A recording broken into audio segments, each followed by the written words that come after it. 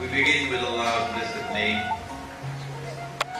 We praise Him and we glorify Him as He ought to be praised and glorified. And we pray for peace and for blessings on all His noble messengers, and in particular on the last of them all, the blessed Prophet Muhammad sallallahu ta'ala alayhi wa sallam. Respected deans and deputy deans and heads of department, and professors and students here at the International Islamic University in Kuala Lumpur, Assalamu alaikum wa rahmatullahi wa barakatuh. Our subject, a very important subject, is entitled Surah Kahfi, or as the Malay pronounce it, Surah Kahfi. Surah Kahfi and the different dimensions of space and of time.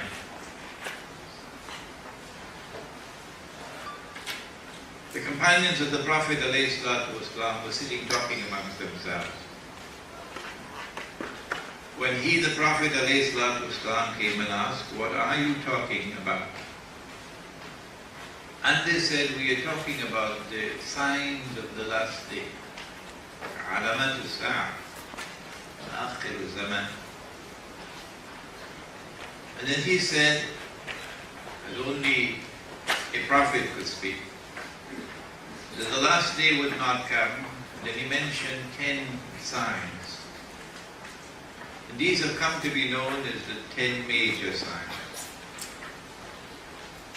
They are located in Sahih Bukhari, they are located in Sahih Muslim. And they have not been given in the chronological sequence in which they will occur. Number one, Dajjal, the false Messiah, who will seek to impersonate the true Messiah. Number two, Gog and Magog, Ya'juj and Ma'juj, who are human beings. Endowed by Allah with great power, indestructible power,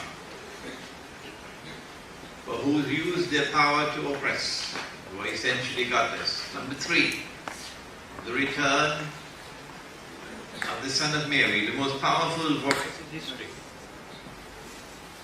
The most powerful voice in history to prophesy. The return of the true Messiah, the Son of Mary, Nabi Isa alayhi salam, is the voice of Muhammad sallallahu ta'ala alayhi wa sallam. Number four, Dukhan, smoke. Something which will envelop the skies. My opinion, and whenever I give my opinion,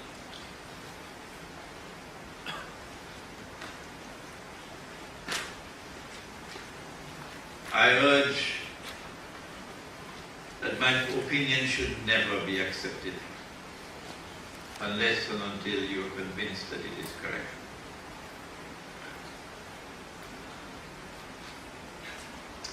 That Dukhan is probably 20, 25 years away from now.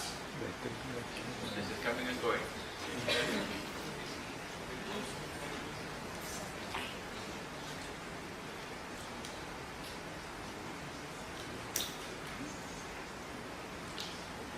We have an engineering problem here.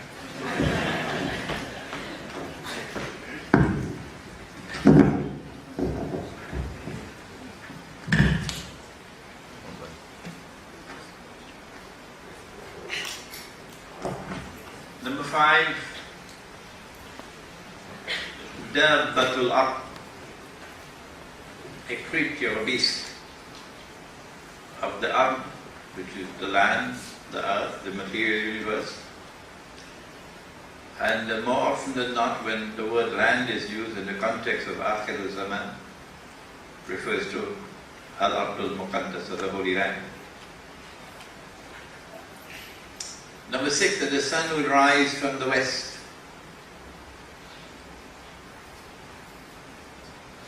Number 7, 8 and 9, 3, Khusuf, plural Khas. A movement of the earth, a shaking of the earth, in which the earth moves and sinks down, something sinks down. One in the east, one in the west, and one in Arabia. Number 10, that a fire will come out of Yemen and drive people to their place of assembly. We are concerned in these 10 with number 1, Dajjal. There is a chapter in this book, Jerusalem in the Quran, which was written 10 years ago, on Dajjal.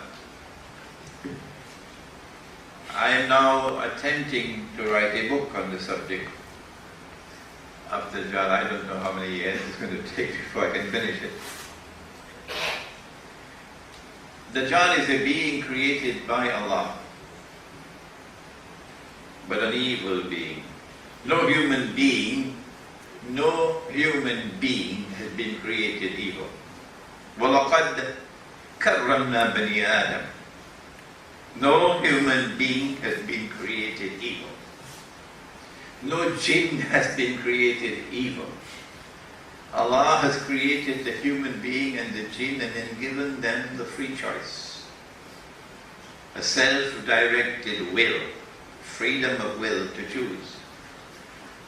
And it is their choice whether they be believers or disbelievers. That's what it means to be a human being or a jinn. Dajjal has no such choice. He's created as an evil being. Human beings and jinn are going to stand before Allah for judgment and will either be rewarded or punished with heaven or hell. Not so for Dajjal, because he's created as an evil being. Allah speaks of that at the end of the Quran. قُلْ أَعُوذُ بِرَبِّ الْفَلَقِ مِنْ شَرِّ مَا خَلَقَ. Allah creates evil. Where is that evil? Here is the evil. It's Dajjal. This evil being has been programmed to impersonate the true Messiah. And of course we know about the true Messiah that he is to return. When they saw him die on the cross before their very eyes, they boasted. وَقَوْلِهِمْ إِنَّا قَتَلْنَا الْمَسِيحَ عِيسَى ابْنَ مَرْيَمَ رَسُولَ اللَّهِ. We killed him. What they did not know, and no one knew for 600 years, was no, they did not kill him. No, they did not crucify him. Allah made it appear like that. Allah raised it. But where did he go? If Allah raised him. And he is to come back. In fact, his return is not only one of the 10 we just mentioned, but in Surah Al-Fussilat, وَإِنَّهُ, and this word can be recited two ways. The Arab did not come down with Jibreel alayhi salam. وَإِنَّهُ لَعِلْمٌ لِلسَّاعَةِ وَإِنَّهُ لَعَلَمٌ لِلسَّاعَةِ. And surely he, Jesus, is the sign par excellence, the sign of all signs, the key to the subject, meaning his return. And Nabi Muhammad ﷺ said that when he returns, he's going to be Hakim, one who rules, establishes government, establishes rule. And his rule will be a rule which cannot be rivaled. And hence the ruling power in the world. And he will rule from the throne of Nabi Dawood alayhi salam according to the Torah. from the holy state of Israel. And if you establish an Israel with a rule which cannot be challenged by any other rule, then this qualifies as a ruling state. And so if Dajjal has to impersonate the true Messiah and deceive Banu Israel into accepting him as the true Messiah, since they rejected the true Messiah, he also will have to rule the world from Jerusalem. In order to do that, number one, he'd have to liberate the Holy Land from Muslim rule, and this analysis is already here in this book. And he's already done that in 1917. He'll have to bring the Jews back to the Holy Land to reclaim it as their own. He's already done that. He has already done that between 1918 and 1948.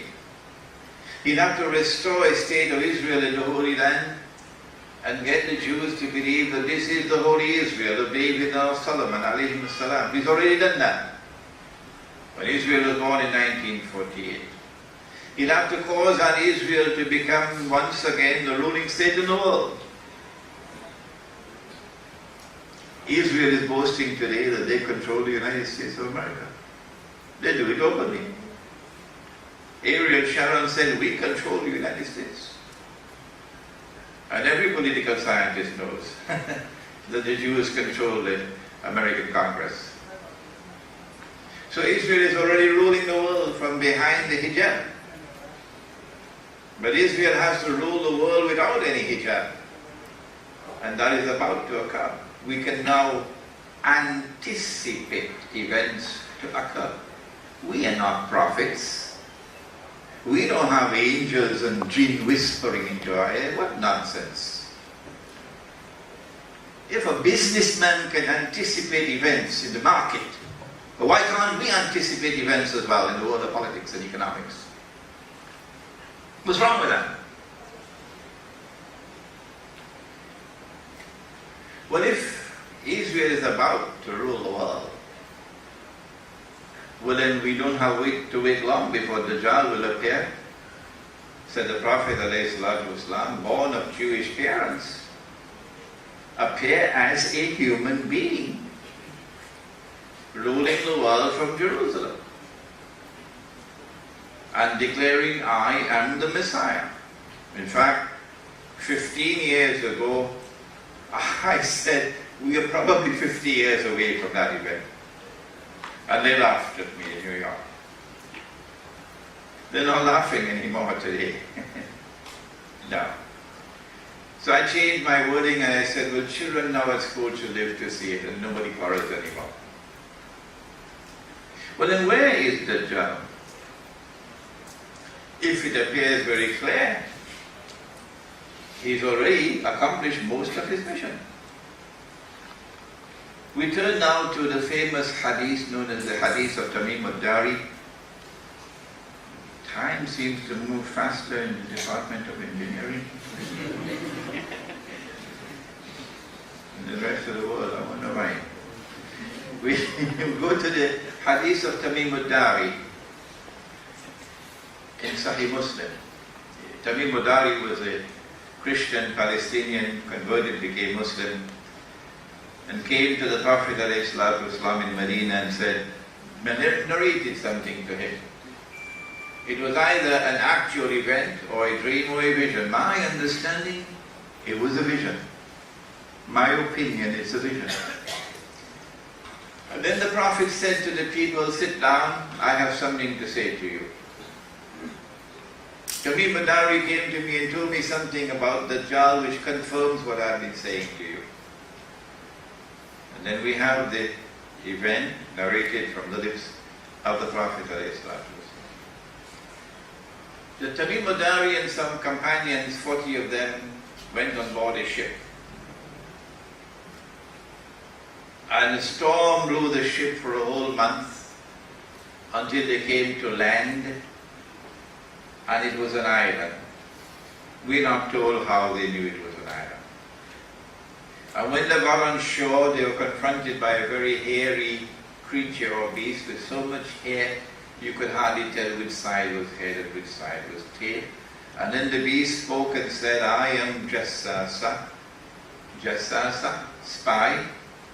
So it's an island about 1 mile's journey by sea from the Arab world, and an island with expertise in spying and espionage.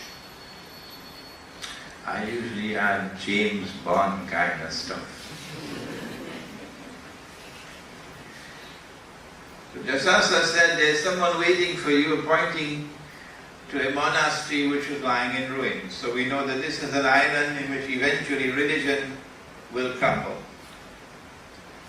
will be in ruins.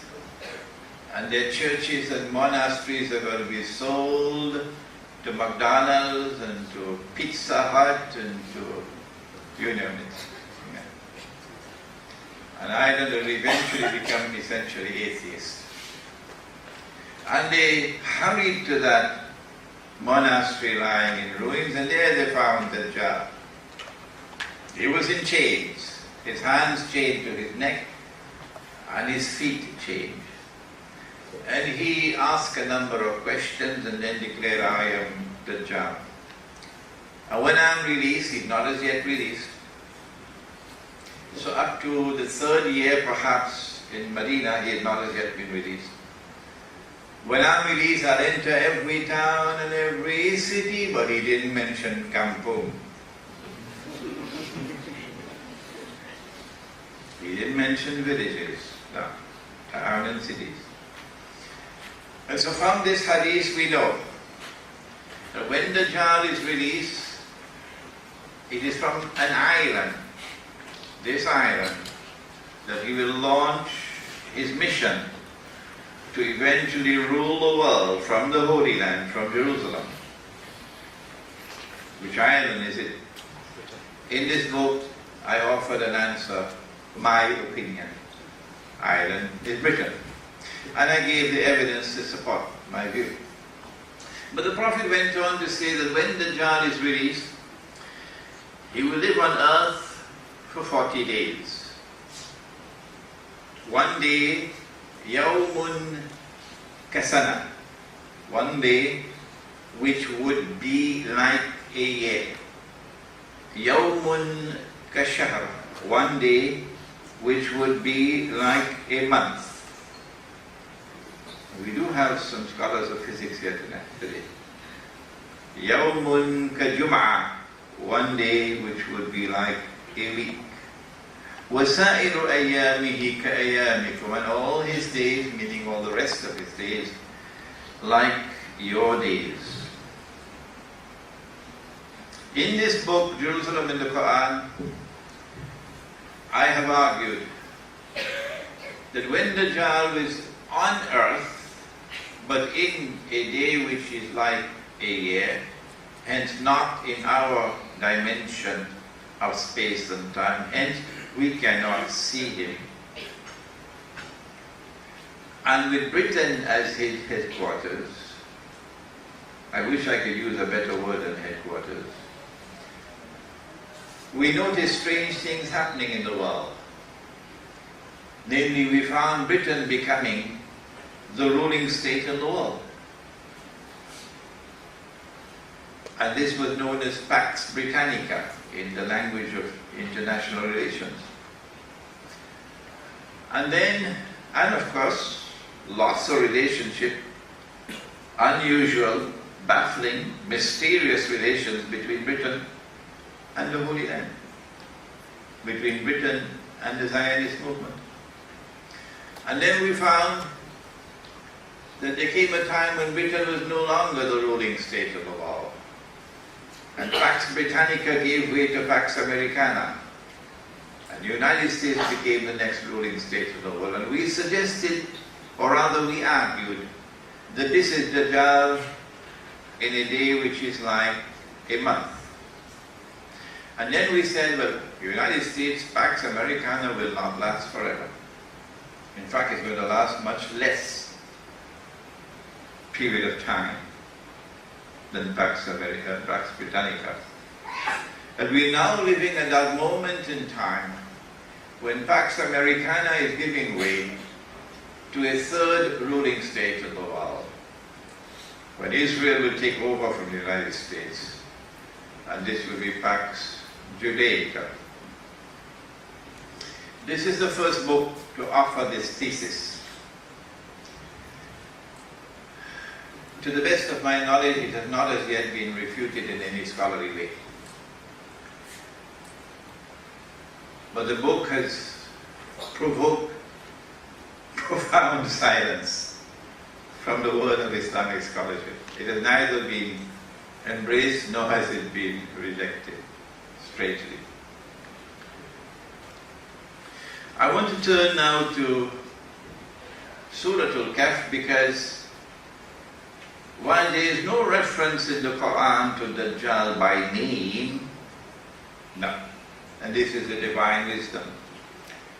Nabi Muhammad alayhi salatu wasalam has made a reference to Dajjal connected to the Quran. He said, recite the first 10 verses of Surah Al-Kahf for protection from the fitna of Dajjal.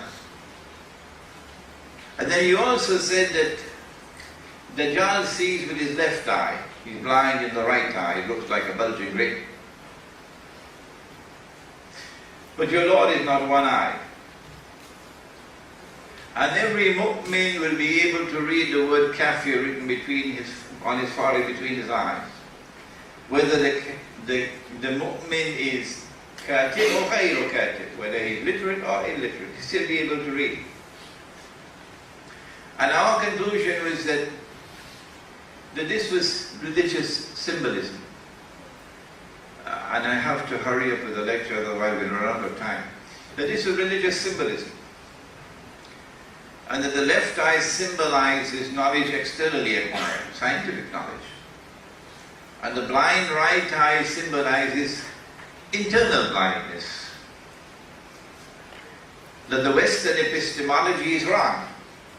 That knowledge comes only from external observation and experimentation. And that the epistemology of the Quran is correct. That there are two sources of knowledge. One external and the other internal, that the heart can see. In the first 2 chapters of his book, The Reconstruction of Religious Thought in Islam, the eminent Indian, well, there was no Pakistan at that time, scholar Dr. Muhammad Iqbal, in the first 2 chapters of his book, argued in the best epistemological defense I've ever read of the epistemology of the Quran, argued the validity of knowledge internally acquired.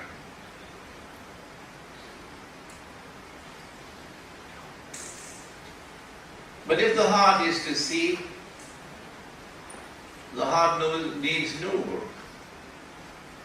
And the Prophet said, Allah's blessing be upon him, ittaqu firasatul mu'min, fear, the penetrating, internal, intuitive, spiritual insight and wisdom of the believer, the mu'min. فَإِنَّهُ يَنْزُلُ بِنُورِ اللَّهِ, because when he sees with more than a PhD from MIT.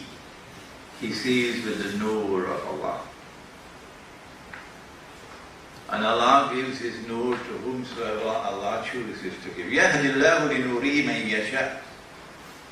It is when Allah gives us nur in the heart that we can see what otherwise cannot be seen internally.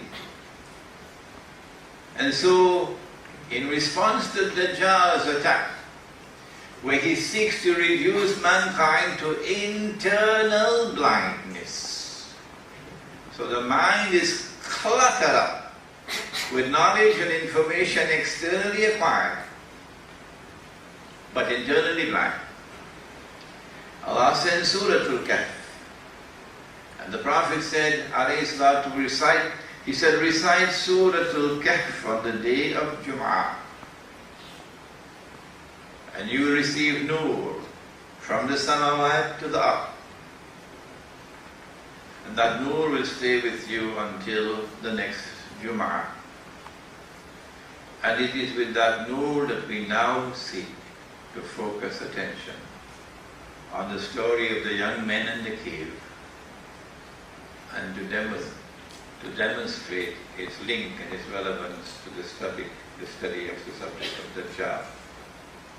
These were young men who had faith and who proclaimed their faith. They didn't care about whether they lose their job or lose their promotion or lose esteem amongst their peers or lose their US visa or their green card. No. They stood up and they proclaimed the truth without regard for consequences. And any time you do that, they will target you. And these young men were targeted. And they therefore had to make hijrah, a word which is now very strange in the vocabulary of modern Muslims. A hijrah. And they fled to a cave and prayed to Allah for protection, as many of us will have to do tomorrow.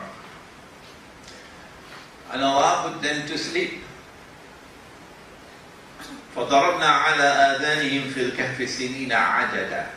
And they slept for many years. And then Allah woke them up at the end of their sleep. They slept for 300 years. 300 solar, 309 lunar. Why did He put them to sleep for such a long period of time? Was it only for protection? So they'll be safe? No, that's not the real reason. That is peripheral. لِنَعْلَمَ أَيُّ الْحِزْبَيْنِ أَحْصَى لِمَا لَبِثُوا أَمَدًا. Allah put them to sleep to teach the subject of time. That's why He put them to sleep. To teach the subject of time. And so now we go to this event to learn something about time. لِنَعْلَمَ أَيُّ الْحِزْبَيْنِ أَحْصَى لِمَا لَبِثُوا أَمَدًا. Sunlight entered the cave in the mornings and in the late afternoons. وَنُقَلِّبُهُمْ ذَاتَ الْيَمِينِ وَذَاتَ الشِّمَالِ. And the bodies of the young men rolled morning to the right and then rolled evenings to the left. So constantly, every day there is this rolling this way and that way. And if you and I were there, we would have fled in fright. What a strange thing going on there.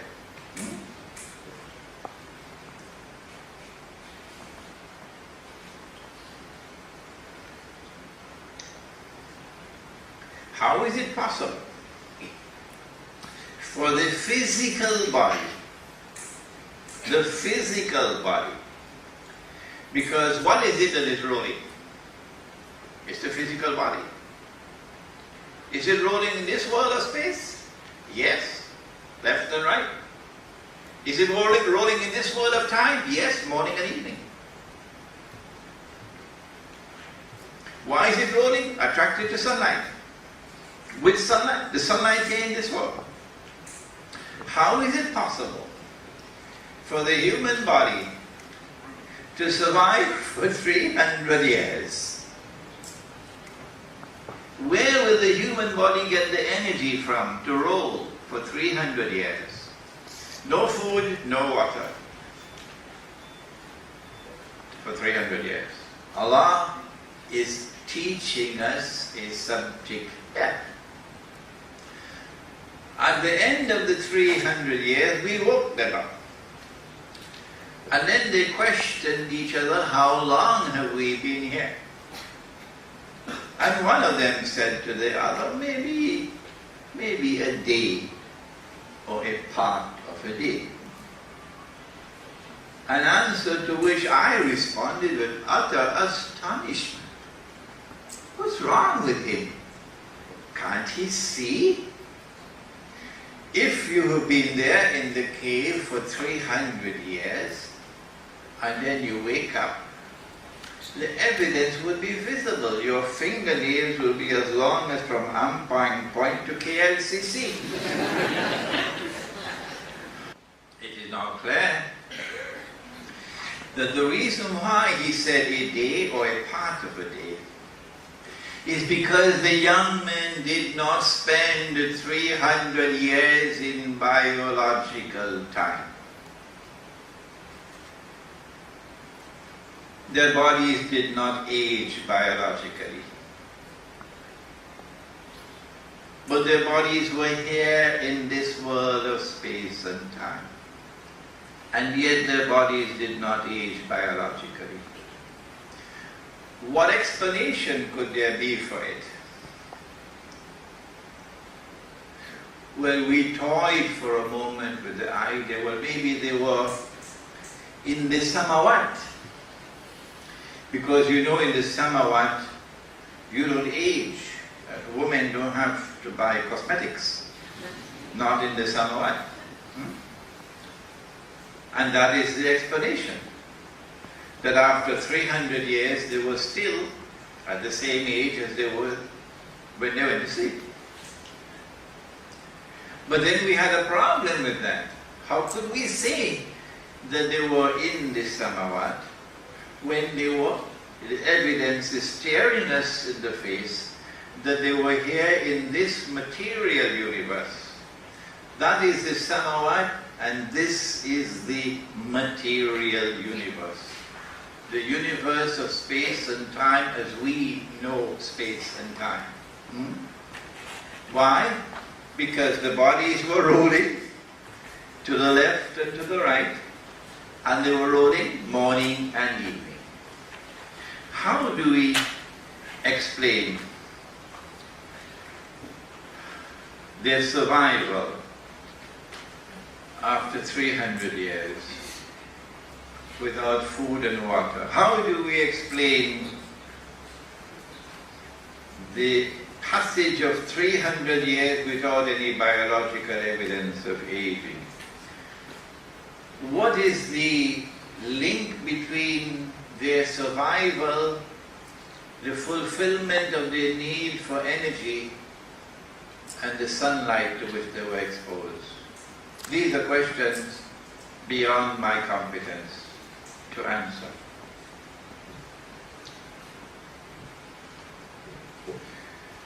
We can only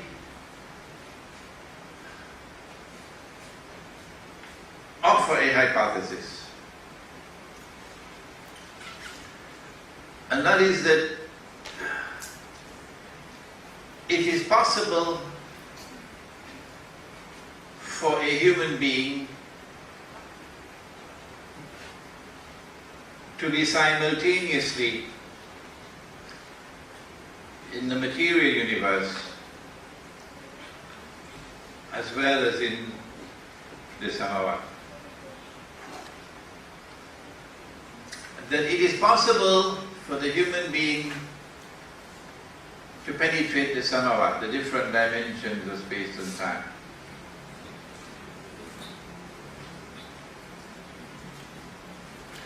This happened in the Mi'raj of the Prophet Muhammad sallallahu alaihi wasallam.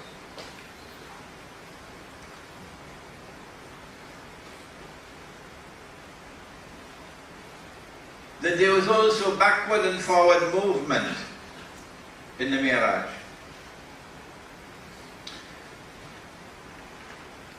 Perhaps a lesson was being taught to us when on 2 occasions Buraq came down. Or rather, Buraq re-entered this material universe. On the first occasion, the Prophet ﷺ dismounted from Buraq. And there was a container with water, with a lid on the water, on the container. He removed the lid, he drank the water, he replaced the lid. And when that caravan arrived in Mecca, This is Makkah, not Medina. The caravan confirmed that this actually happened. The water was drunk. And then Buraq came down a second time, and the Prophet ﷺ, where there was another caravan asleep, and called out to the people, the camel has broken loose. And they confirmed when they arrived in Makkah, that yes, we heard a voice in the night time calling to us that your camel has broken loose. And we woke up and we did find that the camel was broken loose, and we caught the camel. And so during the Mi'raj, or the Isra, from Makkah to Jerusalem, there was backward and forward movement between the Samawat and the material universe.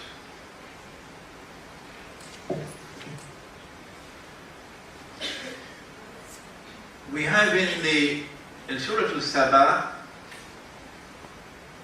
another glimpse of the subject. When Sulaiman alayhi salam turned to the jinn and asked for the throne of the Queen of Saba to be brought, and it was brought in the twinkling of an eye. And so it is possible, if you are able to penetrate the different worlds of space and time, it is possible to transport objects over long distances in the twinkling of an eye.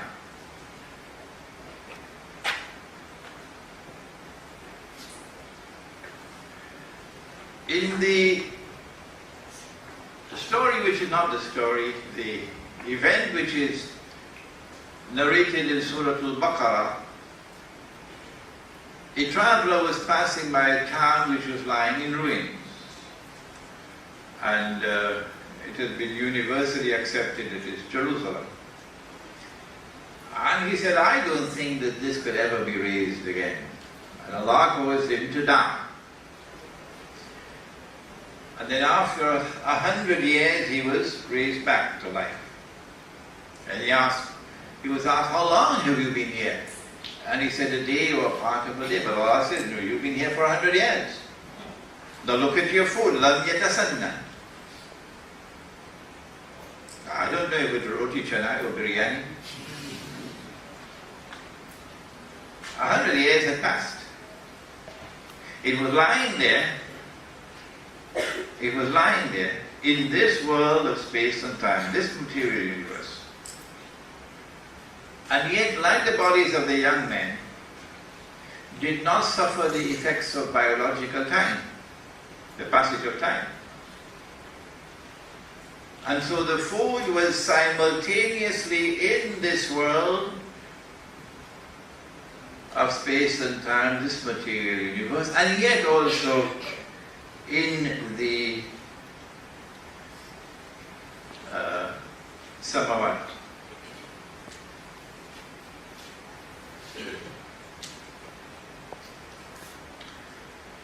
Finally,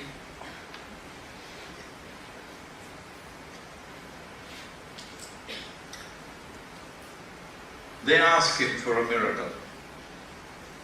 And he'd always pointed to the Quran, this is my miracle. Sallallahu alayhi wa sallam. But on the authority of the Quran itself, we have evidence of a miracle.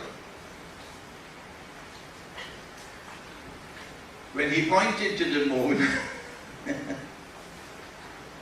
he pointed to the moon. And the evidence came from travelers who were traveling from a great distance away. That yes, we saw the moon, with one half of the moon on this side of the mountain and the other half on that side of the mountain. We saw it.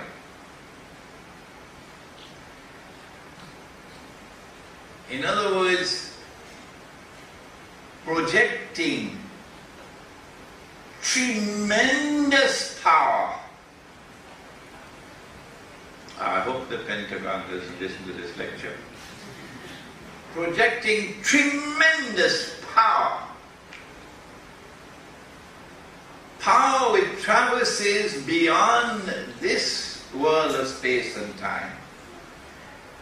Power which then traverses the Samawat and then re-enters this world of space and time, this material universe, to split the moon in half.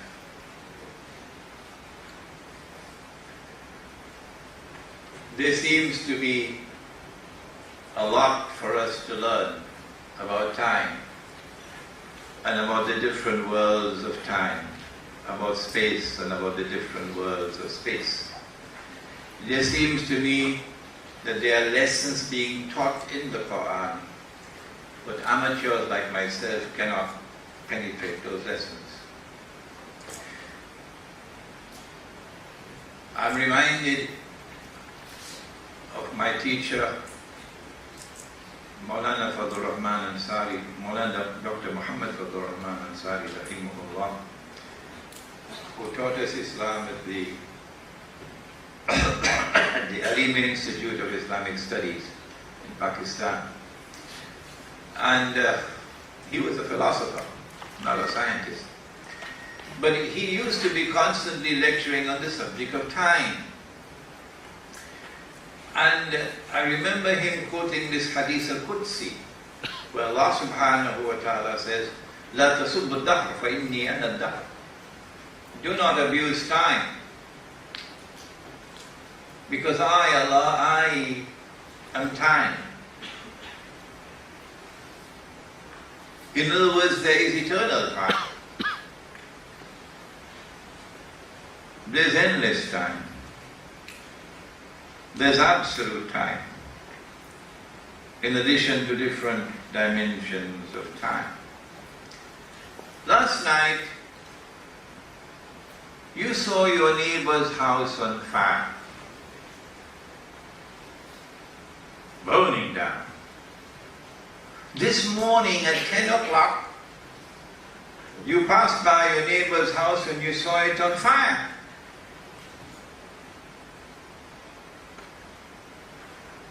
So you scratch your head. How could I see last night that which did not occur until this morning? Is there such a thing as a true dream? Of course, scientists have homework to do now. A true dream is a universal phenomenon. Your wife normally has true dreams, doesn't she?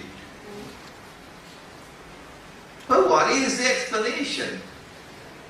What is the metaphysical explanation of a true dream? We have an explanation in Islam. And that is that events exist before they occur. We know they're going to attack Pakistan. We know for certain that they have to destroy Pakistan's nuclear plants and nuclear weapons and denuclearize Pakistan and maybe break up Pakistan in the process. We know that they have to ensure that the world of Islam does not possess a nuclear deterrent before Israel can wage her big wars to subdue the Arabs around the state of Israel and the world of Islam. We know that. But it would be helpful, wouldn't it, if we know when that event is going to take place. Events exist before they occur. And so the fire existed in the Samawat before the fire occurred in the material universe. The event had been created by Allah, but He was not responsible for it. And the event had to pass through the different worlds of space and time before it could eventually unfold and occur in this world. And so it would be manifestly beneficial in terms of gathering information. I mean, even President Ronald Reagan had one of these people in the White House, you know.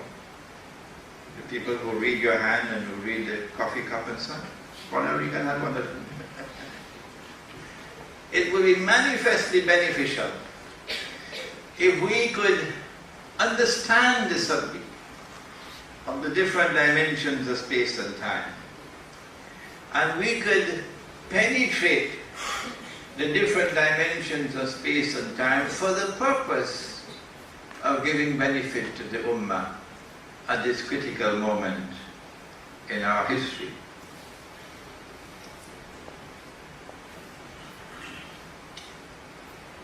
I'm conscious of the fact that, and with this we'll end, that Allah subhanahu wa ta'ala has declared, Allahu nuru samawati wal ard, that Allah is the nur of the heavens and of the earth. And therefore, I offer the opinion that it is light which has to be studied. That it is with light that we can penetrate the other worlds of space and time. And then finally, I offer one more comment before we turn over to the specialist here. That in Surah Al-Mulk, in Surah Al-Mulk of the Quran, Allah says, الذي خلق سبع سماوات طباقا ما ترى في خلق الرحمن من تفاوت فارجع البصر هل ترى من فطور ثم ارجع البصر كرتين ينقلب إليك البصر خاسئا وهو حسير. That it is basira which travels on the vehicle of nur. The vehicle for penetrating the samawat is nur. But the passenger on the vehicle who will actually observe the samawat is basira. That we can at least be able to observe. Hal tara min futur? Do you see? Allah is asking us, do you see? Hence it's possible for us to penetrate and to therefore observe the samawat. This has been an introduction to the subject of Surah Al-Kahfi and the samawat, and we pray that Allah subhanahu wa ta'ala may bless us to further our understanding and our knowledge of the subject. رَبَّنَا تَقَبَّلْ مِنَّا إِنَّكَ أَنْتَ السَّمِيعُ الْعَلِيمُ وَتُبْ عَلَيْنَا يَا مَوْلَانَا إِنَّكَ أَنْتَ التَّوَّابُ الرَّحِيمُ بِرَحْمَتِكَ يَا أَرْحَمَ الرَّاحِمِينَ آمين. There's one thing I forgot, and that is that there's a chapter in this book, written of course by an amateur, Surah Al-Kahfi on the Modern Age, I think it is chapter 2, in which I have attempted an explanation of the subject of the Quran and time. After the Sheikh has given his very insightful talk, so inshallah those will be the question and answer session. So I would like to, what should be the modality? I would like to suggest, if I may, that we first have the question and answer session where questions will be posed pertaining to the presentation, so that we can then wait for the next part, which will be far more interesting part. Not the question and answer, the far more interesting part is where we have comments, and our scholars present here will have a chance to offer their views, to take the subject further to where I took it.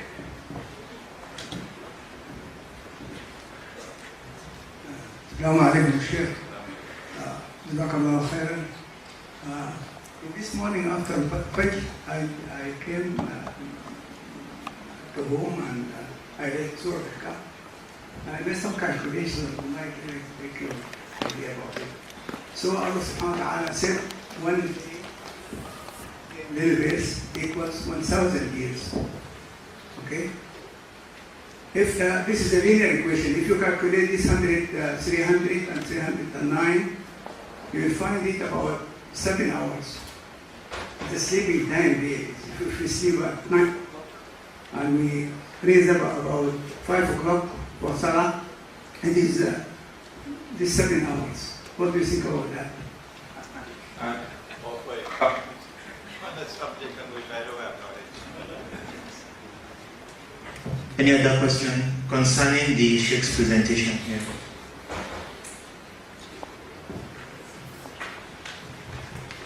Sorry,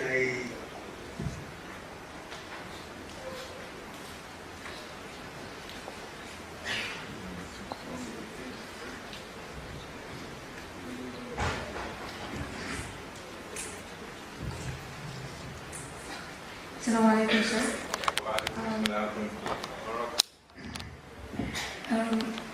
I would like to go back to the beginning of your presentation when you talked about the signs. Actually, before that, small technical problems, you mentioned something about the smoke. You said maybe in 25 years or something like that. I would like to ask about it. Okay, because moving away from the subject, I'll answer you. All right. This book here. Give me Gog and Magog. An Islamic view of Gog and Magog in the modern world. I have made an effort to look at the subject in the modern age, in a scholarly way. It's the last book I've written. I have identified the Magog of the Quran with modern day Russia. And I've identified the Gog of the Quran with the Anglo-American Israeli NATO alliance. And I'm anticipating the clash of the two to be what is hinted at in the Quran in Surah Kahfi. وَتَرَكْنَا بَعْدَهُمْ يَوْمَئِذٍ يَمُوجُ فِي بَعْضٍ. The two bodies of water can either crash against each other, or two bodies of water can merge with each other. I think both the meanings are here. وَتَرَكْنَا بَعْدَهُمْ يَوْمَئِذٍ يَمُوجُ فِي بَعْضٍ. The clash of Gog and Magog seems to me to be around the corner, maybe 20-25 years from now. A nuclear war that many, many great scholars have already anticipated, and that after that war takes place, the war that comes after that will be fought with bows and arrows. If a nuclear weapon explodes, it produces a mushroom cloud. What's going to happen when thousands of nuclear weapons explode? And goodbye Chicago, goodbye New York, goodbye LA. My gosh, heaven has disappeared. Goodbye Moscow, goodbye Singapore. Well, nobody's going to miss Singapore.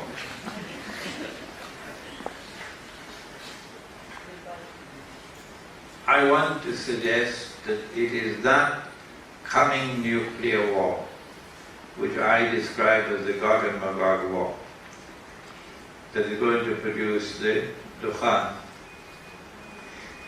Dajjal has to rule the world from Jerusalem.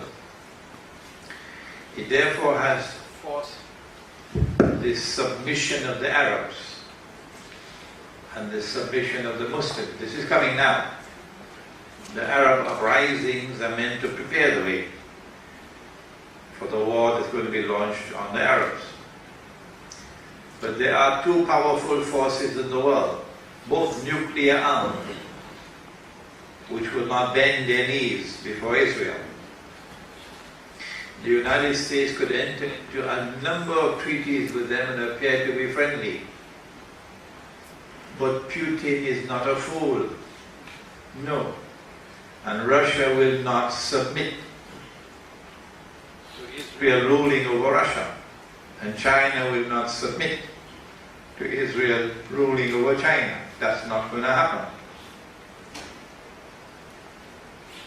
And that's why Russia is being surrounded now by nuclear missiles. Surrounded by nuclear missiles after the demise of the Soviet Union. So the attack on Russia and the attack on China must take place.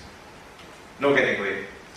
If our eschatology is correct, if the Prophet is correct about Dajjal, the false Messiah. So I believe that that is the Dukhan that is coming. Any other question?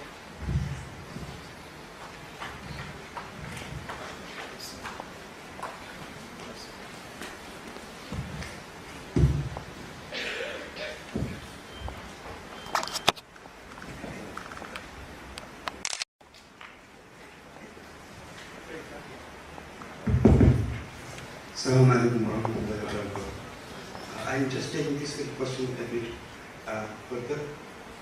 You are foreseeing something and you are talked about it today. My question is the same question. I'm repeating what Dr. Iqbal asked again, but I want your answer. Astaboy kan akwa Sheikh. I hope this refers you or thank you.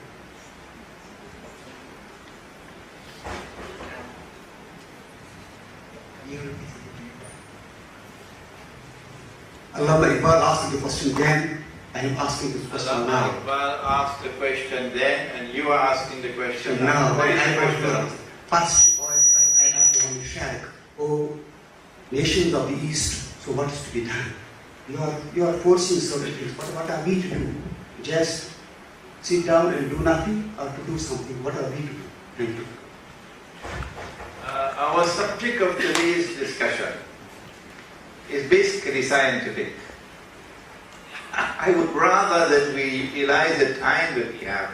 I came here to learn today, really, than to teach. And the question, while it is an important one, is directed towards how should the world of Islam respond. Okay? I believe that one of the ways that we can respond is to study this subject. Study this subject. Because in this subject, I believe there's very important knowledge for us. For example, I did give an example. I said, we know that they're going to attack Pakistan nuclear plants and nuclear weapons. And it will be beneficial for us if we have advance notice. Okay? Umar radiallahu ta'ala was standing on the mimbar, giving the khutbah. The Muslim army was thousands of miles away, fighting on the battlefield of jihad. And he was able to anticipate an attack which was about to be launched from the rear. How did he see it? And he called out to the commander-in-chief of the Muslim army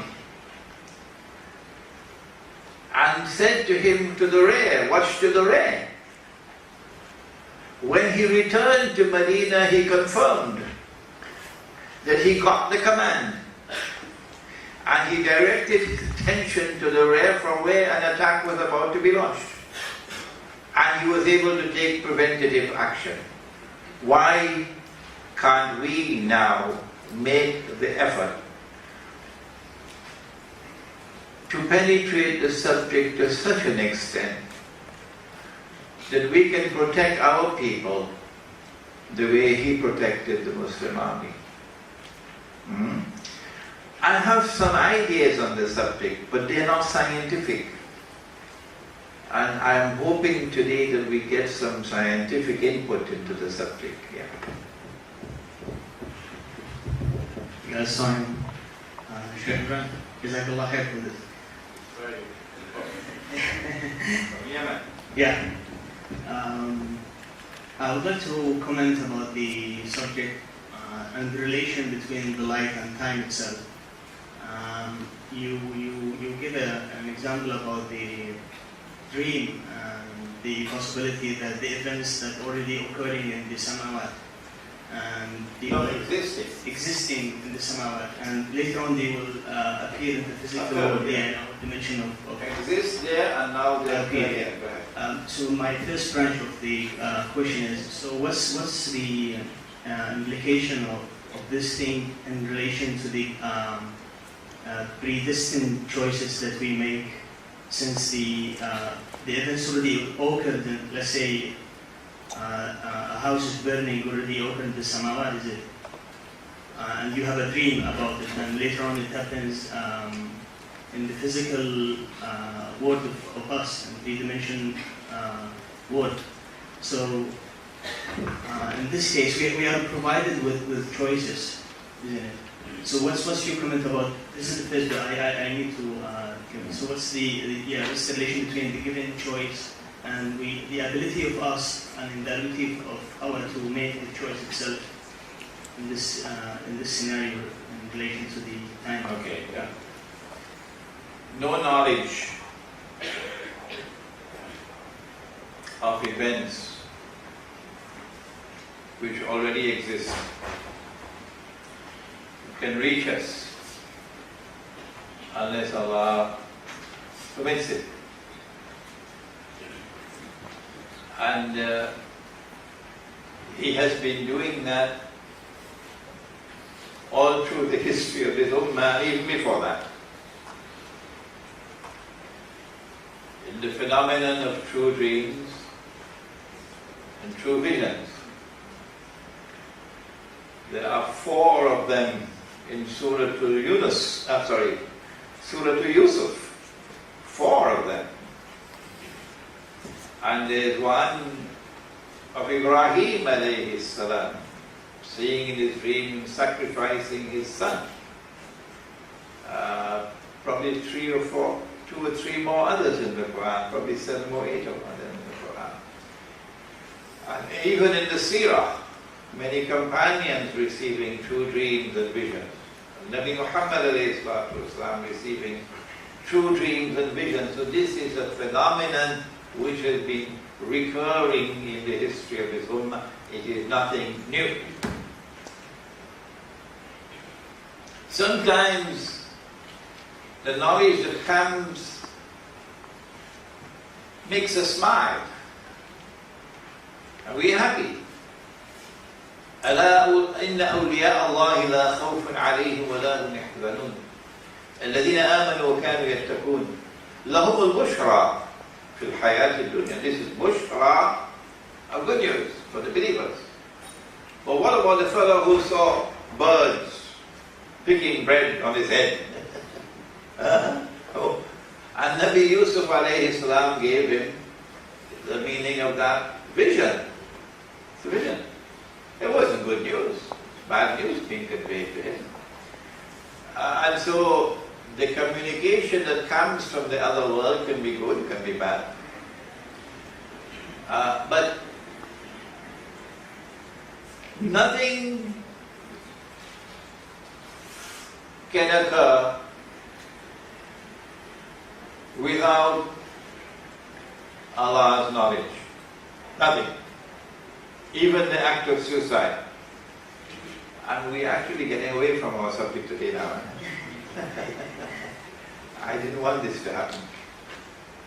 Allah knows everything. Yes. But Allah is not responsible for your choice. You are responsible for your choice. When you are given knowledge of that which is to occur, it is sometimes to give you a warning, to give you a chance to redeem yourself, because you do not know what is the last thing written. When you are given knowledge of that which is to occur, sometimes it is to give you solace in your lonesome heart, to give you solace in your grieving heart. Hold on, don't give up. Because the sun is going to shine tomorrow, as it did for the young men in the cave. Sometimes you're given knowledge in order to build morale. And sometimes you're given knowledge in order to point to you in what direction you should go. And so after Badr, and after Uhud, and after Khandaq, and after the enemy had given everything he could give to warfare, and he's not been successful in eliminating us, then came the vision of making tawaf around the Kaaba. And so Nabi Muhammad ﷺ gave the announcement, I'm heading to Makkah. This is called a peace offensive in international relations. A peace offensive, brilliantly planned and brilliantly executed. And it placed the enemy on the horns of a dilemma. I mean, this is absolutely brilliant. So communication can come from this samawat through dreams, through visions, which are of different kinds. And it is for us in today's session to try not just to understand the subject from the point of view of quantum mechanics or the theory of relativity, as to whether gravity belongs to the material universe or whether gravity is something which is shared by the samawat. More important than the understanding of this subject, more important than that, is the capacity to penetrate the samawat. What is the methodology of penetrating the samawat? And we want a scientific answer.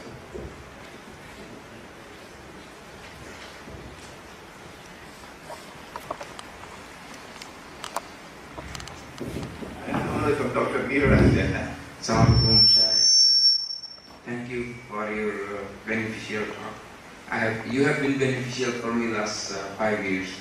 Thank you for sharing your knowledge with us. So I have a comment on this subject today, that the Prophet ﷺ taught us about the dream. He said, how do we see dream? When we sleep, the ruh, it comes out of our body and then it travels. So according to my understanding, ruh is nur. So according to Einstein, he said that when you have a speed more than the speed of light, you can pass different dimension of time. You can travel through different dimension of time. Since the ruh is light, so according to my understanding, this ruh can travel more than the speed of light. So when we see dream, according to the scientists, the duration of a dream is like 3 seconds or 4 seconds. So I'm not a good student, sometimes I sleep in the class. Just like this, I go like this and I explain the dream to my friend for like hours. So he says, you have just slept for like 3 seconds, how can you explain this to me for like hours and hours? So time here, like 3 seconds I slept and I have a dream of like hours. So I don't understand this subject, but I'm not an engineering student or science student. So if you have any insight of this, why time differs here and there when we see dreams? Well, I have one thing in common with you. We both used to sleep in the classroom. We both used to sleep in the classroom. The ruh is created from nur. Very clearly, you were correct. That Allah causes the nafs of the ruh, the nafs,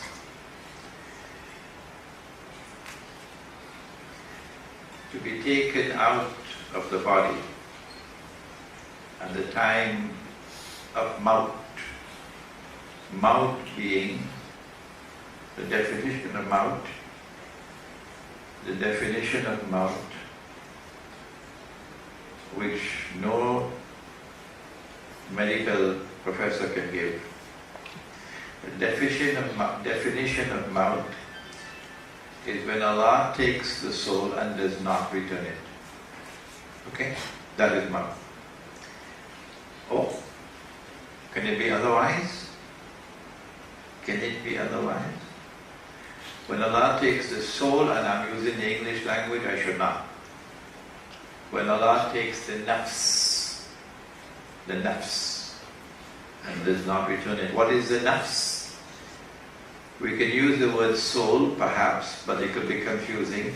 It's better to use the word self, S-E-L-F, self. Okay. In Surah Al-Zumar, I hope we don't have any bankers present here. You know, people who lend money and interest. You know what Allah could do to them in the grave, right? Allahu yatawaffa al-anfusa hina mawtiha. Allahu yatawaffa al-anfus. Anfus, not ruh. Allah takes the anfus, Allah takes the nafs at the time of maut. Nafs, the self. Maut, death. وَالَّتِي لَمْ تَمُتْ فِي مَنَامِهَا. Which surah is this? Huh? Oh, somebody didn't have breakfast this morning. No. Zumar is correct. Allahu yatawaffa al-anfusa hina mawtiha.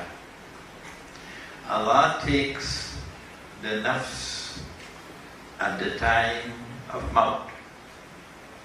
وَالَّتِي لَمْ تَمُتْ فِي مَنَامِهَا. For those who do not experience maut while they are awake, Allah takes the nafs while they are asleep.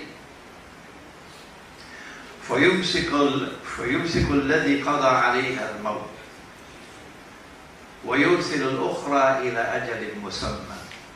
He then keeps those nafs for whom maut is ordained,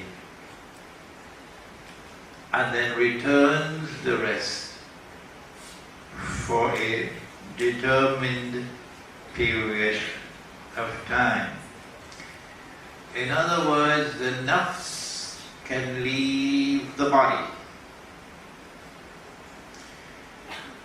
And while the nafs has left the body, because death has not been ordained, the body will not decompose.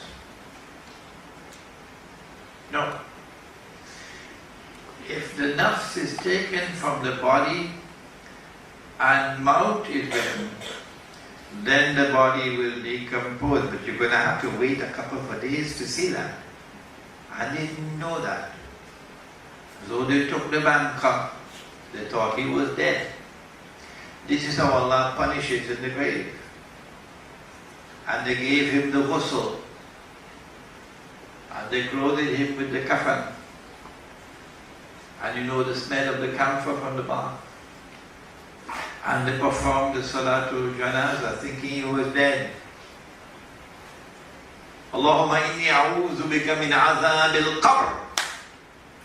We make dua, oh Allah Ta'ala, kindly protect us from this punishment. This is one of the punishments of the grave. One of them. And then they buried him. When they buried him, they forgot to leave a cell phone inside there.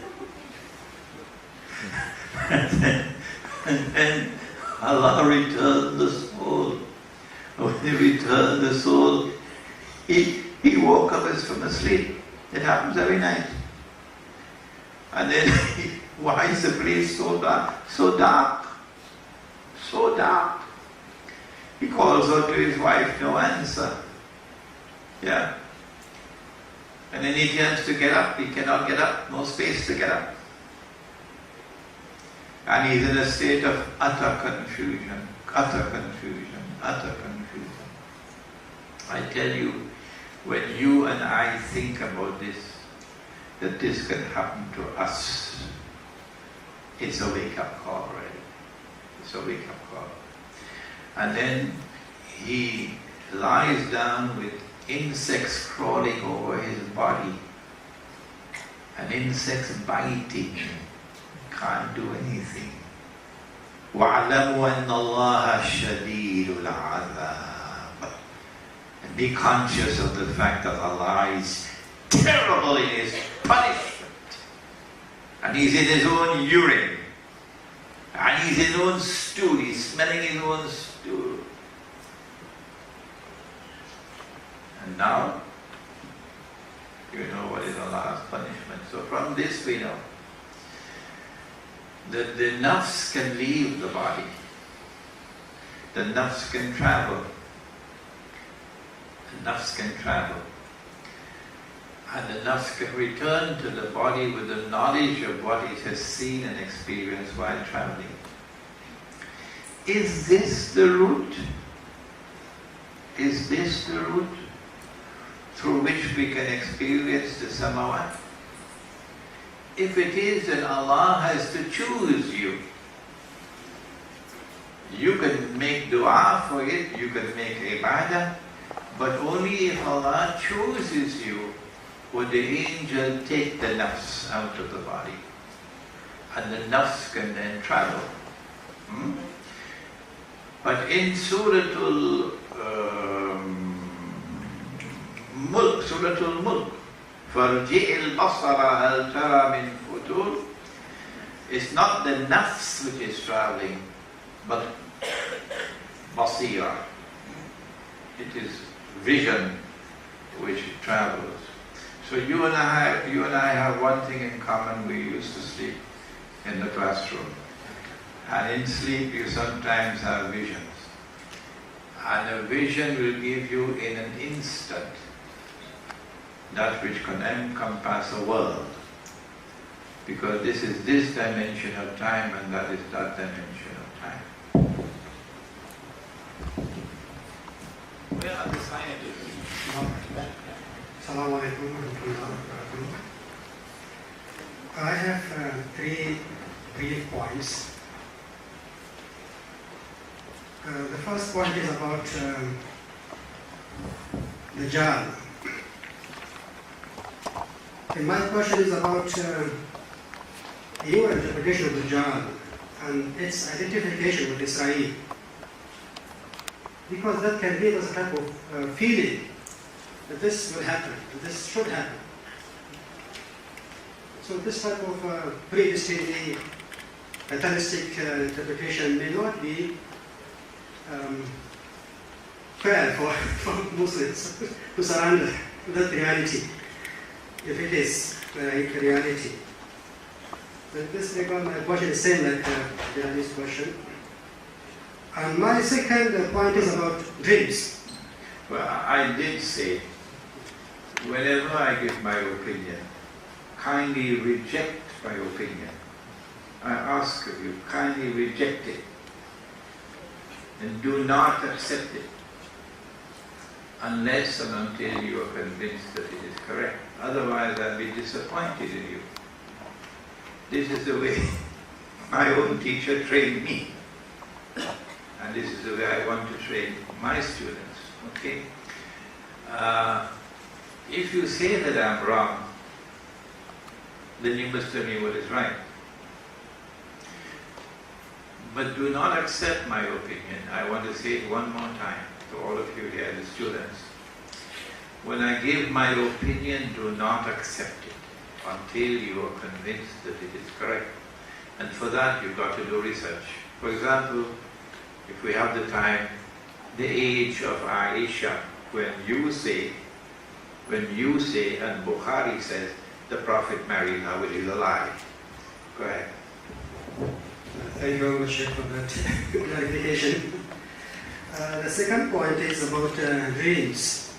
Sometimes dreams can also be false, satanic dreams. So it's also in practice difficult to distinguish which dream is true and which dream is satanic.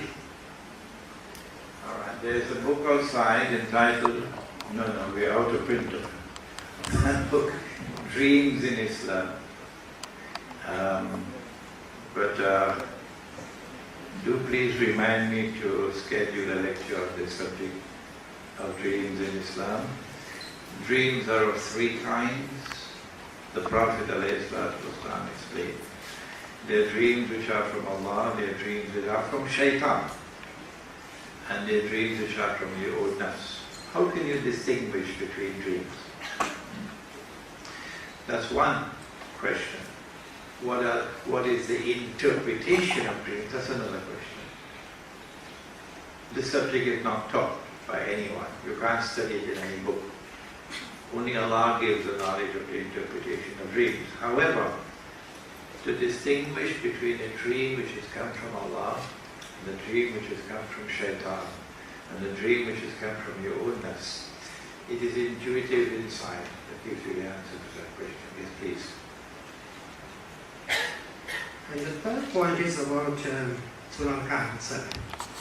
Well, the Quran refers to Ashabul Kahfi, وَنُقَلِّبُهُمْ, that God Himself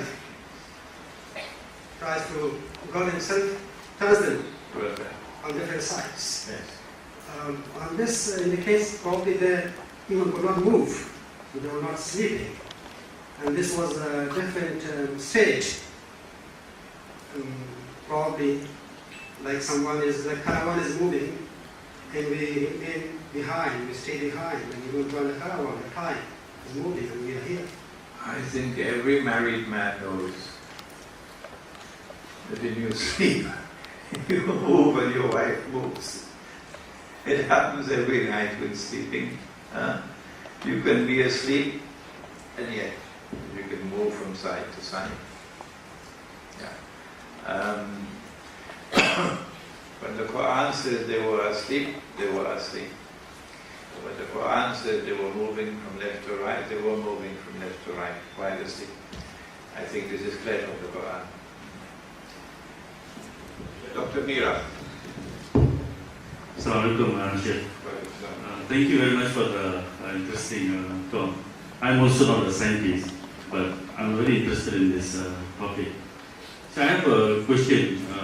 So remember in the story of Nabi Sulaiman alayhi salam, the person who brought the throne of Queen Sheba brought it within a split of a second.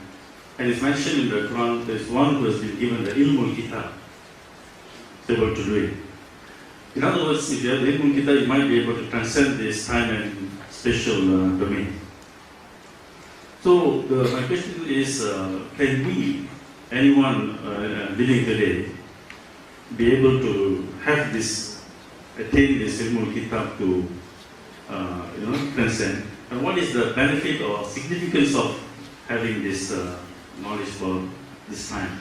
Particularly when this is mentioned in the story of people of the cave. It's something important for the present time. Thank you. It's a very pertinent observation, a very important question, Dr. Mira.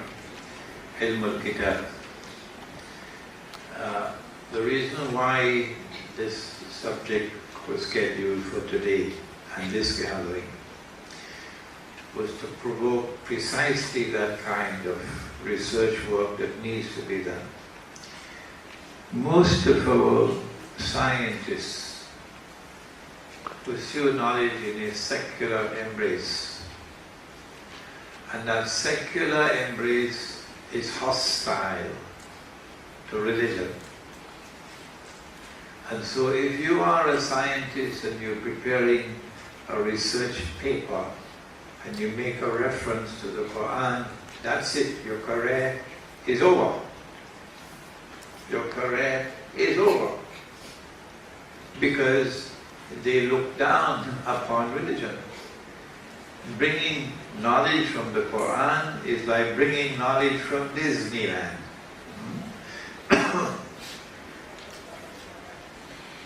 وَإِذَا قِيلَ لَهُمْ آمِنُوا كَمَا آمَنَ النَّاسُ قَالُوا أَنُؤْمِنُ كَمَا آمَنَ السُّفَهَاءُ, says the Quran.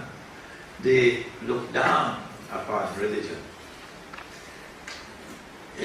In Surah Kahfi, we have the story or the event of the encounter of Musa alayhi salam with Khidr alayhi salam. And Khidr alayhi salam embodies knowledge internally received. وَعَلَّمْنَاهُ مِنْ لَدُنَّ عِلْمًا, says Allah in the Quran. But when Musa alayhi salam said, I am the most learned of all men, and Allah said to him, no, you're not. There's one more learned than you are. And of course, he's not Banu Israel. So this must have come as a rude shock to Banu Israel. There's someone who is not an Israelite and who is more learned than the Israelites. Khidr alayhi salam. He says, I want to meet him. That servant of yours who is more learned than I am. And Surah Al-Kahf told us that you would meet him at Majma'ul Bahrain, at the place where the two oceans meet. And Imam al-Baydawi in his tafsir recognizes this to be religious symbolism. He recognizes this ocean to symbolize knowledge externally acquired, and that ocean to be symbolizes knowledge internally received. And so yes, we have to bring all the verses of the Quran pertaining to the subject of our relations with the Samawat. Bring them all together and try to bind them all together as a harmonious whole. But I can't do that. No. Because you need to have Majma'ul Bahrain. You need to have also studied the subject from the viewpoint of physics. You would have studied quantum mechanics, you would have studied the theory of relativity, you would have studied all that modern physics has given to you on the subject of the different dimensions of space and time. And when you bring these two worlds of knowledge together, this is Ilmul Kitab, not just what is in the Quran. Because the Kitab is directing you towards that as well. And it is my hope and prayer that from this gathering here today, there might be someone who will take up a PhD thesis on the subject and do what Einstein could not do, because Einstein did not have the Quran. Assalamu alaikum. Sheikh, my question is that as you described Surah Kahfi and the story of the people of faith in terms of the different time and spatial dimensions. However, it's a good attempt to understand many, narrations in the Quran, to understand the mystery, to understand the creation of Allah subhanahu wa ta'ala. And it will keep unfolding with the, discoveries and mentioning the science. Because Allah says that سَنُرِيهِمْ فِي آيَاتِنَا سَنُرِيهِمْ آيَاتِنَا فِي الْآفَاقِ وَأَنفُسِهِمْ حَتَّى يَتَبَيَّنَ لَهُمْ أَنَّهُ الْحَقُّ. So that's okay, because Allah, basically this ayat tells that the scientific inventions and discoveries will establish, the facts that have been described in Quran. But at the same time, I'd like to say that, the penetration in different time and space dimensions, it's not the capability of every person, rather the capability of a human being. It's especially granted by Allah subhanahu wa ta'ala. So in this light, I would like to know what is the ultimate lesson and lesson from this story of the people of peace, because the Quran has been as a nasiha and the lesson to the mankind. So in this perspective, what you will advise to our the present Muslim Ummah, and especially this gathering of our intellectuals and students, to overcome the present scenario and to deal with the present circumstances in the world. Thank you very much. لنعلم أي الحزبين أحصى لما لبثوا أمدا. The Quran itself answers your question. That the story or the event of Ashabul Kahf, Allah says He has caused this to occur in order to teach the subject of time. That is the answer to your question, given not by me but by the Quran. And therefore the ball is now in our court. We have to do the homework. You do not study the Quran piecemeal. If you do that, then at the very beginning of the Quran, Allah gives you the mother of all warnings. That this is lazy scholarship. That He ordered the angels to make sajda before Adam alayhi salam, فَسَجَدُوا إِلَّا إِبْلِيسِ. So as a lazy scholar, you say, well, the angels were ordered to make sajda before Adam alayhi salam, and they all made sajda except Iblis. The inescapable implication, can't get away from it, is that Iblis was an angel. This is lazy scholarship. And Allah is not deficient in the use of language. No. This sentence is constructed this way deliberately to teach usul al-tafsir, to teach methodology for the pursuit of knowledge, for the study of the Quran.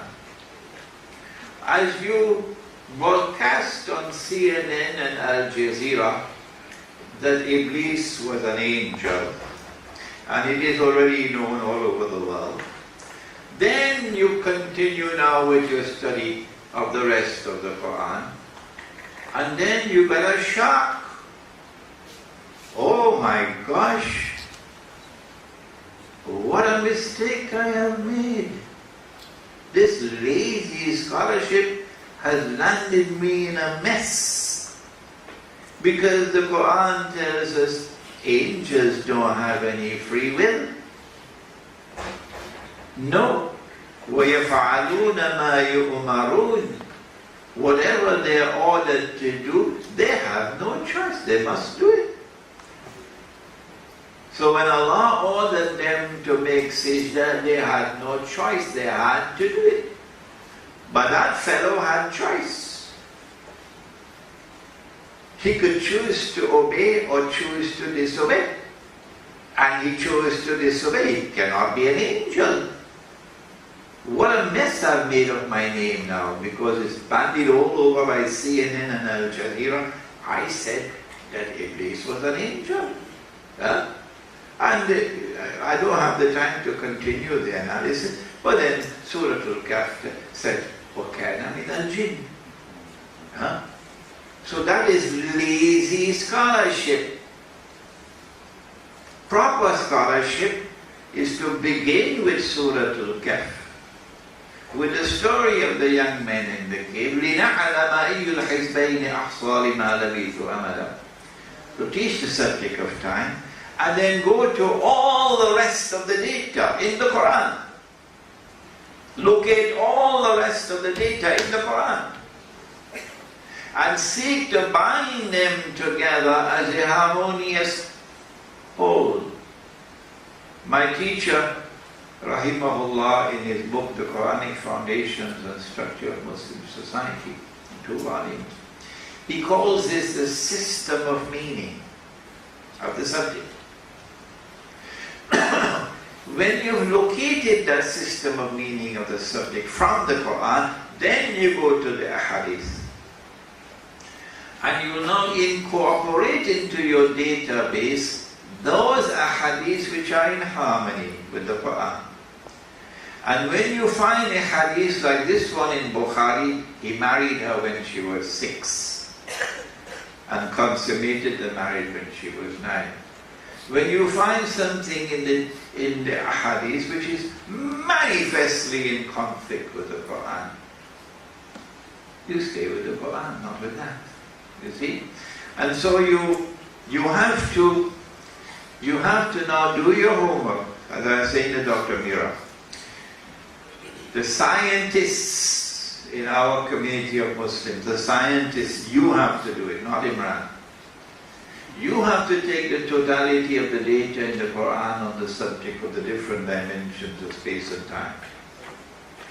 You have to bind them together as a harmonious whole using your knowledge of physics, or whatever is the branch of physics. It's not astrophysics, it's some other branch of physics.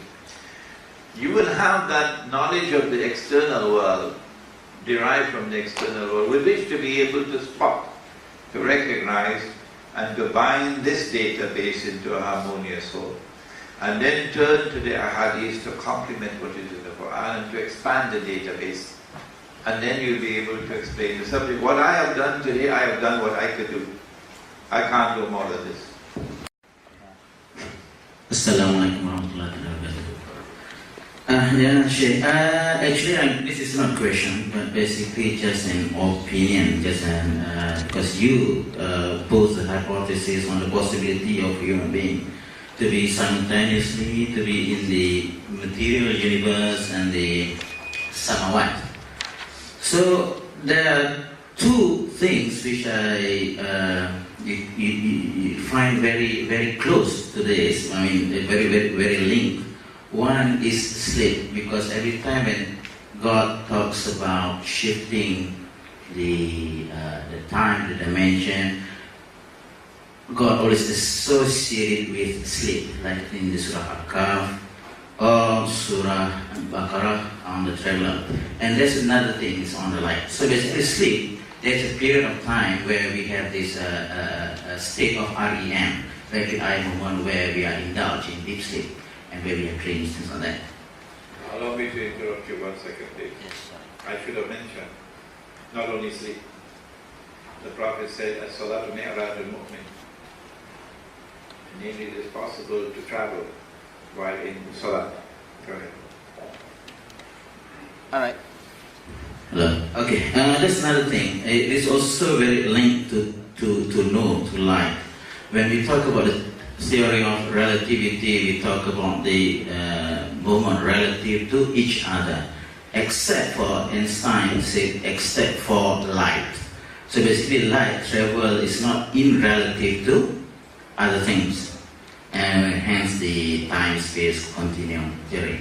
So I am in the opinion that like sleep, and like the Surah Al-Muzammil, where God asks you to wake up in the middle of the night, and then there's a hadith where the Nabi Sallallahu Alaihi Wasallam asks us to sleep, take a short sleep before subuh, right? Before the subuh prayer. So there might be some link there between the time of sleep. You have to sleep and then you wake up, and then you have to sleep back to get back to your time. And then the light. So traveling, if we are able to move the speed of light through the particle accelerator. Now we have this like the particle accelerator. We try to accelerate particles. So the speed of light, they want to see the effects. So basically this is just an opinion. I don't know whether people have other comments to that. Are you on the staff or you're a student? I was a student. You were a student. You're no longer a student? No. Okay. Perhaps you're the one to do the PhD? Yes, because I am very pleased with your comments, and it shows that there is some promise. I would like to encourage amongst the graduate students somebody who will take up the subject at the doctoral research level.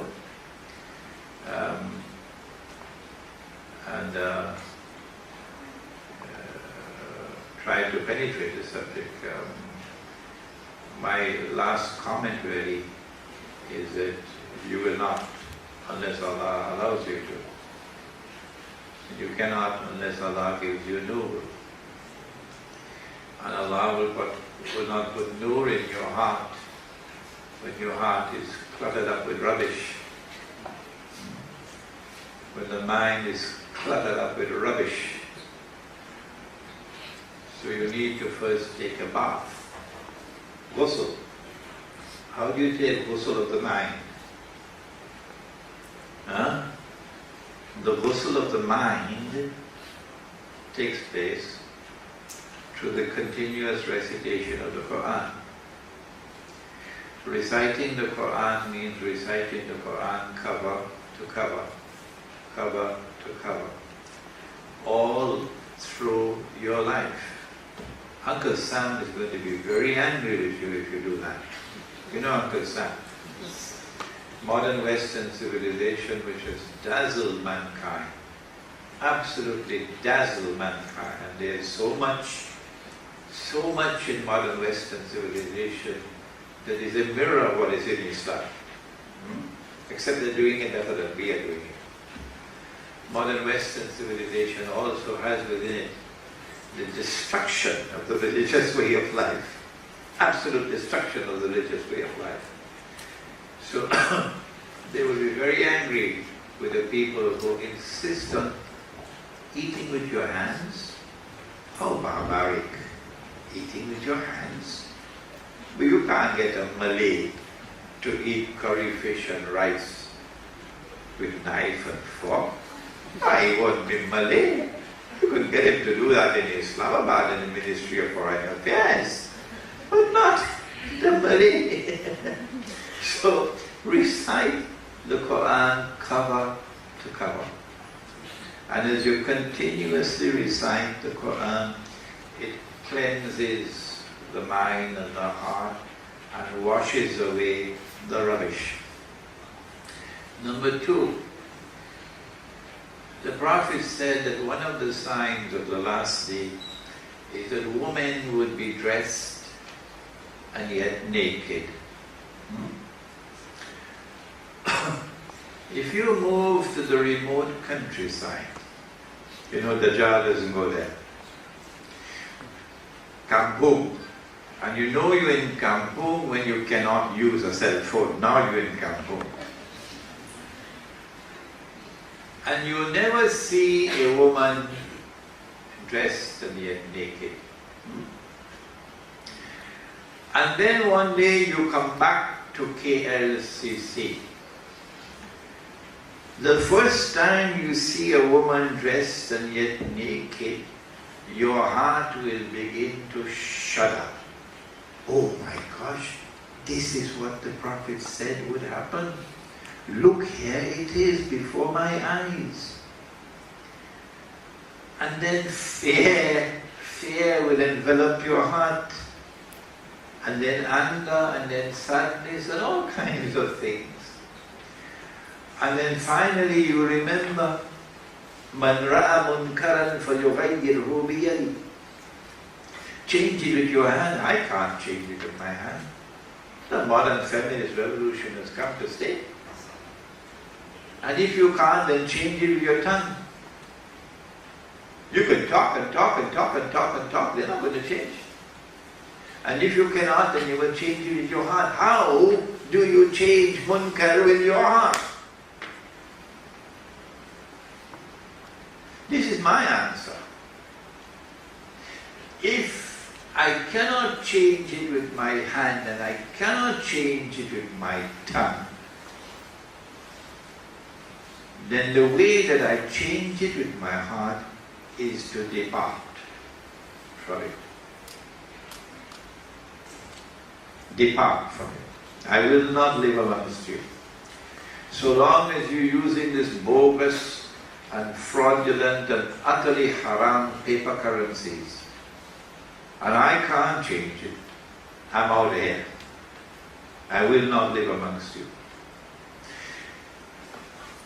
When you do that, and you move out, you distance yourself, you withdraw You disconnect, which is what they did in Surah Kahfi. Then the purity of the heart will be restored. The innocence of the heart will be restored. إِلَّا مَنْ أَتَى اللَّهَ بِقَلْبٍ سَلِيمٍ. Salimul qalb. The heart will be restored to its health, its innocence, its purity. It is that heart which can receive nur. It is that heart which will then do the doctoral research to penetrate this subject. But if the heart is such that you see them dressed and yet naked, morning, evening and night, nothing happens in the heart. No, it's commonplace now. Then that heart is not fit to receive nur.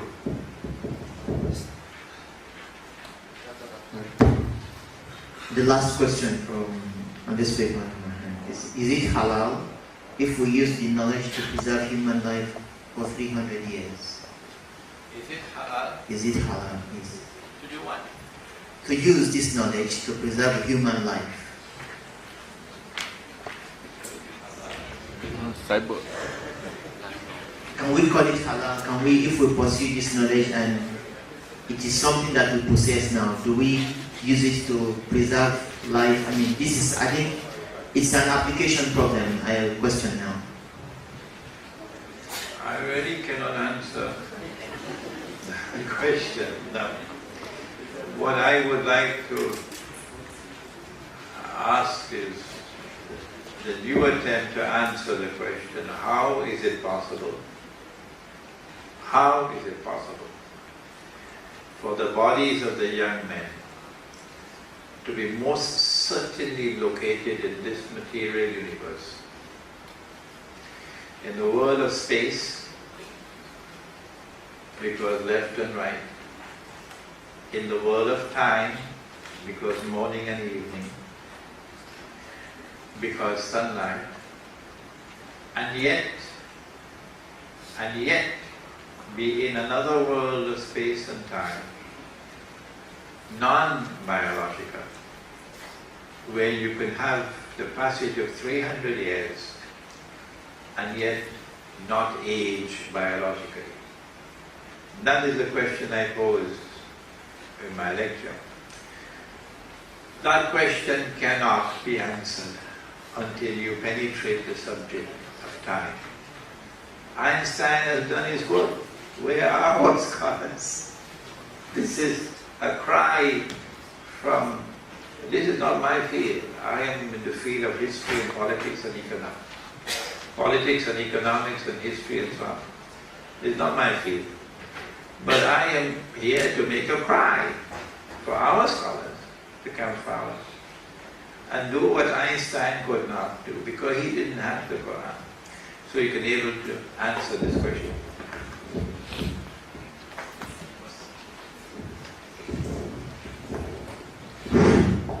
All praise and grace is due to Allah. We've come to the end of the lecture section. I've been asked to also announce that there will be a subsequent program on eschatology, that is the knowledge of which the President has just presented now, and that in due course we'll make this announcement known to us. Please, as usual, you'll be our guest and we'll be glad to have a field house like this once again. I'd like also to call on Professor Shafi to make the presentation of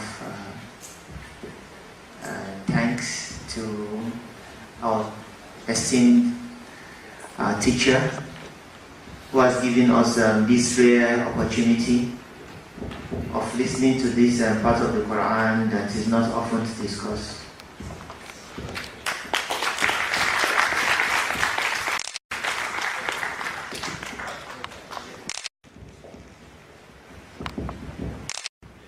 Inshallah, the Sheikh will also be around much later in the year, but his itinerary is full. If you want more information on his talks, you can go to his website, check on his talk. And also, I'm using also this opportunity also to reiterate that he is interested in students taking up the subject of eschatology. Please, if anybody is interested in this area, please see him personally before he gives. Alhamdulillah Rabbil Alameen. So we'll recite the closing dua while asked.